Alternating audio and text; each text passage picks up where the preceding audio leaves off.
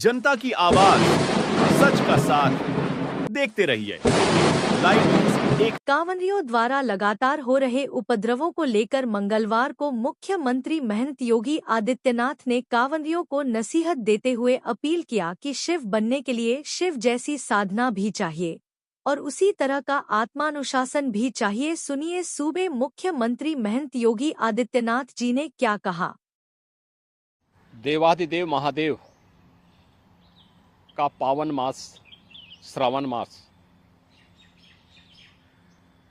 प्रारंभ हो चुका है। श्रावण मास की कावड़ यात्रा जग विख्यात है। पूरे देश के अंदर और ख़ास तौर पर उत्तर भारत में इस दौरान शिव भक्त महादेव के अनुष्ठान में लीन होकर के सभी शिवालयों में जलाभिषेक के साथ अपनी असीम भक्ति का प्रदर्शन करते हैं।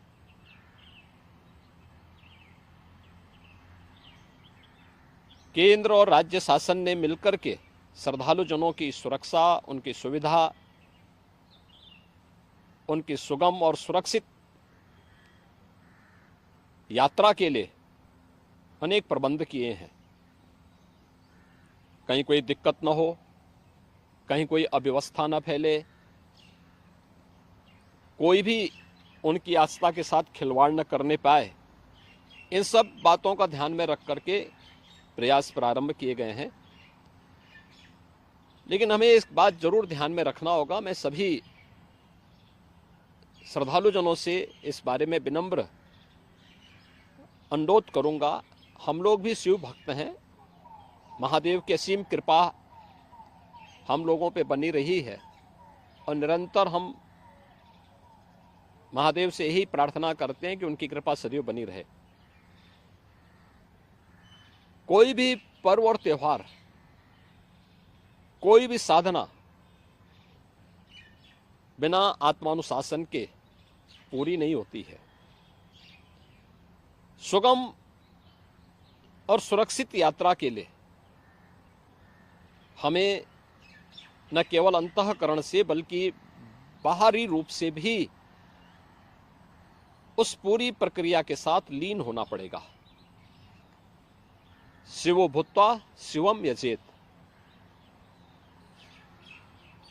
शिव बनने के लिए शिव जैसी साधना भी चाहिए, उस प्रकार का आत्मानुशासन भी चाहिए और तब यह कावड़ यात्रा न केवल श्रद्धा और विश्वास की प्रतीक के रूप में बल्कि आम जन के व्यापक विश्वास की प्रतीक बनकर के उभरेगी। जैसा कि इस समय हम लोग देख रहे हैं माहौल कि असीम श्रद्धा भाव के साथ जनता जनार्दन समाज के अलग अलग तबके के लोग उनकी सेवा के लिए तत्परता के साथ कार्य कर रही है और सरकार ने भी अपने स्तर पर न केवल बेहतरीन पेट्रोलिंग के माध्यम से, स्वच्छता के माध्यम से, स्वास्थ्य की व्यवस्था के माध्यम से शिविर लगा करके भी अनेक प्रयास प्रारंभ किए हैं और आवश्यकता अनुसार ड्रोन और हेलीकॉप्टर से निगरानी और पुष्प वर्षा की व्यवस्था भी इसके लिए की है।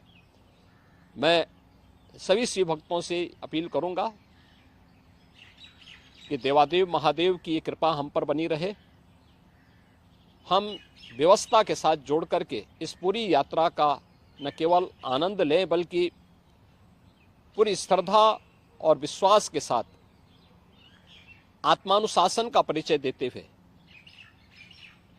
इस पावन श्रावण मास के कावड़ यात्रा कार्यक्रम को सफलतापूर्वक आगे बढ़ाने में अपना योगदान दें।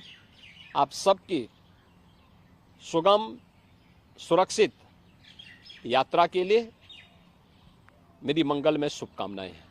क्षेत्र, जनपद व प्रदेश की हर छोटी बड़ी ताजी खबरों को देखने के लिए चैनल को सब्सक्राइब, लाइक, कमेंट, शेयर करना ना भूले ताकि अन्य खबरों की अपडेट मिलती रहे। अगली खबर के साथ फिर मिलेंगे। नमस्कार।